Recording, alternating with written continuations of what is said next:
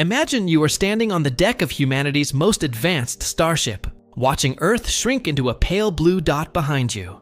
You've trained for this moment your entire life. Every test, every simulation, every sacrifice was supposed to lead to this one journey. The engines hum, with more power than any machine humanity has ever built. Around you, the bridge is filled with silent screens, glowing instruments, and the quiet movements of a crew that knows exactly what is at stake. Then the navigation system finishes its first calculation. A single number appears on the screen, and the entire bridge goes silent. Time to reach the edge of the galaxy. 200,000 years. For a few seconds, nobody speaks. You stare at the number, waiting for someone to correct it. Maybe the computer made a mistake. Maybe the calculation is incomplete. Maybe there is another route, but there isn't. You are not going anywhere. Not in your lifetime, not in 100 lifetimes, not in 10,000. The galaxy you spent your entire life dreaming about suddenly feels less like a destination and more like a prison. And that's when you realize something horrifying. The galaxy was never designed to let you leave. From a distance, the Milky Way looks like a dream. A glowing spiral of hundreds of billions of stars, stretching across a canvas of absolute black. Its enormous arms of light make it look peaceful, almost inviting. Photographs make it seem like a place you could simply drift through if you had enough fuel, enough technology, and enough patience. But something is wrong. That image you're picturing isn't actually real. No human has ever seen the Milky Way from outside. Every image showing our galaxy from that perspective is an illustration or scientific reconstruction, because no spacecraft we've ever built has traveled remotely far enough away to look back and photograph the entire galaxy. The Milky Way is roughly 100,000 light-years across, and our fastest human-made objects are moving through space at a speed that makes that distance almost meaningless. Voyager 1 has been traveling for decades, yet compared with the size of the galaxy, its journey is barely a fraction of a fraction of a fraction. At its current speed, traveling just 1 light-year would take roughly 17,500 years. Crossing the entire galaxy at that pace would take longer than human civilization has existed, multiplied by hundreds. But here's the problem. Distance isn't even the worst danger, it's just the first one. Step outside your ship for a moment and try to comprehend where you actually are. The nearest star system, Alpha Centauri, is 4.2 light-years away. That number sounds simple, but try to imagine what it actually means. If you could shrink our sun down to the size of a basketball, the nearest star at that scale would still be more than 4,000 miles away. Think about that. 2 stars, separated by an ocean of almost nothing. Space isn't just big. Space is almost entirely empty. There are enormous distances where there is no planet, no moon, no spacecraft, no human being. Just darkness. A vacuum stretching farther than your mind can comfortably imagine. And that emptiness creates a problem that no amount of courage can solve. Because the moment you try to move fast enough to matter, physics turns against you. To make interstellar travel theoretically survivable within a human lifetime, you would need to approach the speed of light. 186,000 miles every second. At those speeds, empty space stops being empty. A tiny grain of interstellar dust becomes a weapon. Imagine something smaller than a grain of sand hitting your spacecraft at 10% of the speed of light. It wouldn't simply scratch the hull. It could release an enormous amount of energy in an instant. The impact could destroy the shielding protecting everyone inside. And the terrifying part is that you wouldn't have to encounter a large object. You could be destroyed by something you couldn't even see. Every tiny particle of hydrogen drifting silently through interstellar space becomes a potential source of lethal energy when your spacecraft is moving fast enough.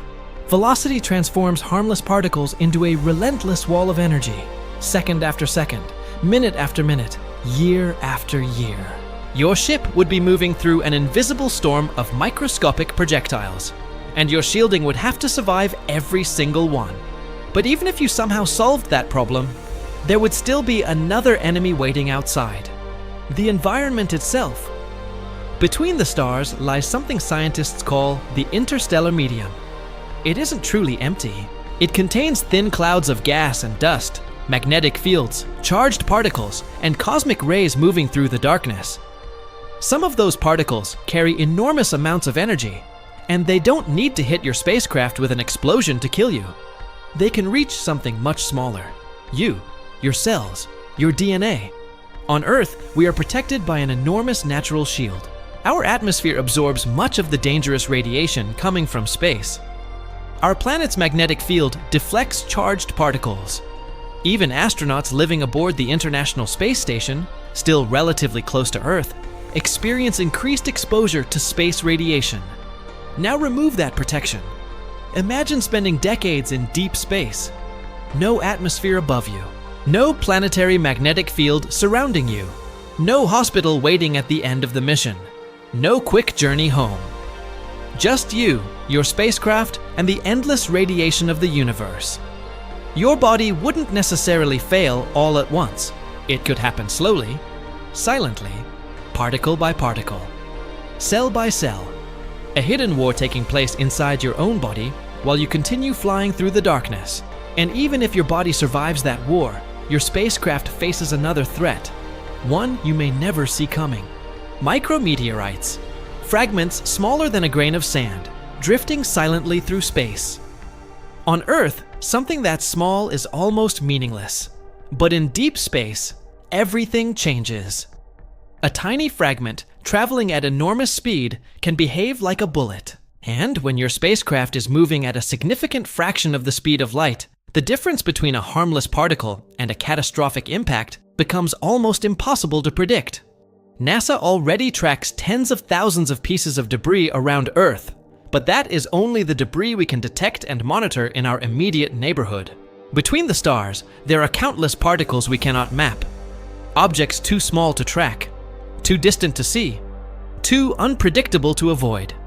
You cannot dodge what you cannot detect, and you cannot protect yourself perfectly from something that could arrive without warning. Imagine spending decades building a spacecraft. Imagine training an entire crew.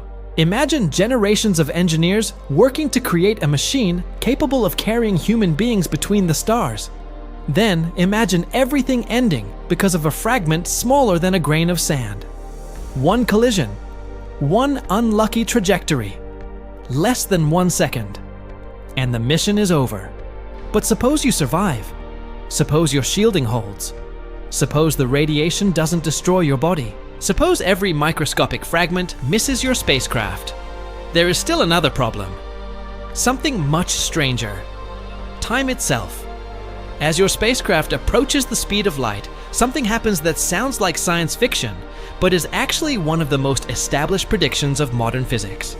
Time begins to pass differently for you than it does for someone moving much more slowly.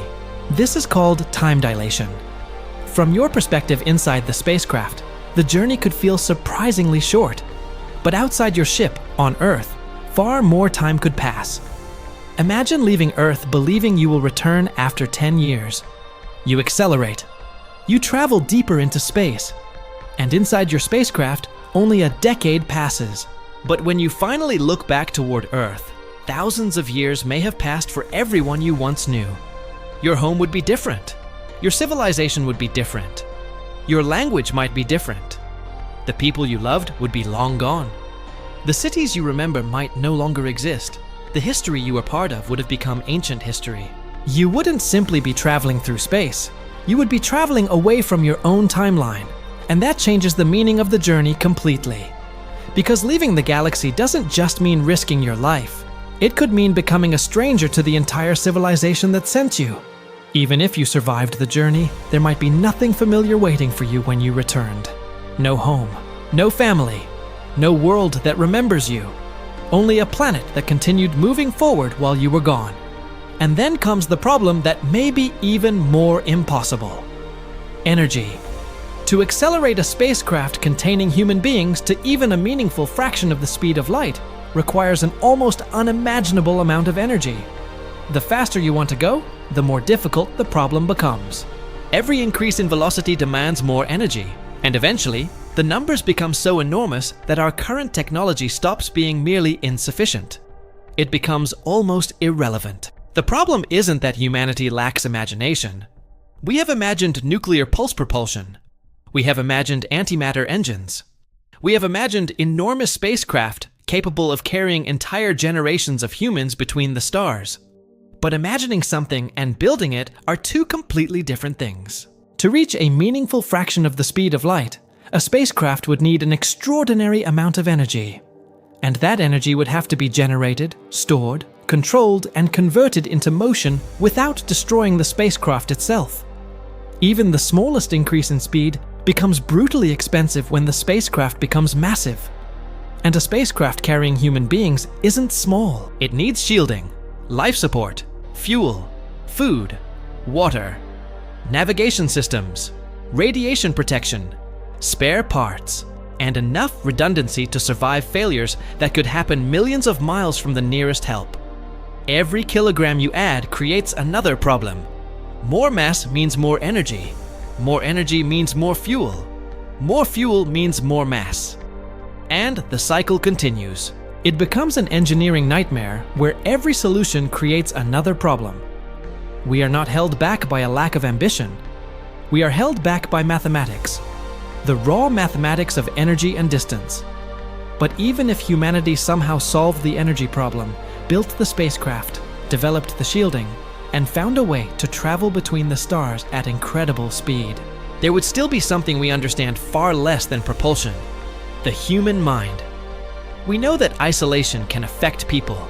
Studies of long-duration confinement have shown changes in mood, sleep, cognition, stress, and social behavior. Astronauts already spend months away from normal life, but they are never truly alone. They know Earth is there. They can communicate with mission control. They can see their home planet. They know that another human being is only a message away. Now, remove all of that. Imagine a spacecraft traveling between stars. Earth is no longer a world beneath you.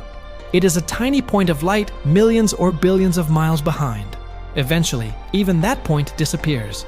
There are no familiar landscapes, no weather, no sunrise over an ocean, no city lights, no sound of wind, no trees, no crowds, no ordinary human life. Just metal walls surrounding you and an endless darkness outside. And the strangest part is that nobody knows exactly what happens to a human mind under those conditions for years or decades. You could train for the mission. You could simulate isolation. You could study every psychological effect we already understand. But simulation is not the same as reality. No human has ever experienced true isolation between the stars. We don't know what happens when there is nothing familiar left to hold on to. We don't know how the mind changes when home becomes an almost meaningless memory. We don't know whether loneliness becomes manageable or whether it becomes something much darker. And in deep space, the phrase "we don't know" may be the most dangerous phrase of all. Because when you're millions of miles from Earth, uncertainty isn't just frightening, it can be fatal. So you stand there, on the deck of a ship built by the most advanced civilization Earth has ever produced. Behind you is everything humanity has ever known. Ahead of you is a galaxy stretching farther than your mind can comprehend. You look through the window. The stars seem peaceful, beautiful even. But now you know what is hiding behind that beauty. Distance, radiation, invisible particles, microscopic debris, relativistic physics, impossible energy requirements, and the slow destruction of time itself. You realize that the greatest obstacle to reaching the stars was never simply building a better spacecraft. It was surviving the universe between them. The galaxy doesn't hate us. It isn't attacking us. It isn't trying to stop humanity from exploring. And that's what makes the truth even more unsettling. The universe doesn't need to stop us. It simply follows its own rules. Rules that were written long before humanity existed. Rules that don't care about our technology, our ambition, our dreams, or how badly we want to escape our small corner of space. We evolved on one planet, inside one atmosphere, protected by a magnetic field, surrounded by liquid water, with an entire ecosystem supporting every breath we take. Every part of the human body was shaped by this environment. Our eyes evolved to see sunlight. Our lungs evolved for Earth's atmosphere. Our bones evolved under Earth's gravity. Our biology was never designed for the space between the stars, and maybe that's the most unsettling truth in all of science. We evolved to look up at the stars and feel wonder. We built telescopes to study them. We built rockets to reach them. We sent machines beyond the planets to explore the darkness. And someday, perhaps, we may build spacecraft far more advanced than anything that exists today. Maybe humanity will find ways around some of these barriers. Maybe new physics will change what we believe is possible. Maybe the stars are not as unreachable as they seem. But today, there is a brutal reality we cannot escape. The galaxy is enormous. The distances are almost incomprehensible, and the universe demands a price for crossing them. So you remain standing on the deck. The ship continues moving. Earth becomes smaller behind you. The Milky Way fills the darkness ahead. And, for the first time, you don't see the galaxy as a destination. You see it for what it really is. An ocean of unimaginable distance. A place where every second of survival has to be earned. A place where one invisible particle could end everything. A place where time itself can separate you from the world you left behind. And somewhere beyond the stars, beyond the edge of everything familiar, lies the silence between galaxies. Maybe that's where the final truth waits. Not that humanity is too weak to reach the universe, but that the universe was never designed to let something as fragile as us reach it. We evolved to look at the darkness and dream about what is out there. But perhaps the darkest realization is this: the stars were never promised to us. And somewhere out there, in the silence between galaxies, that thought is the loneliest one of all.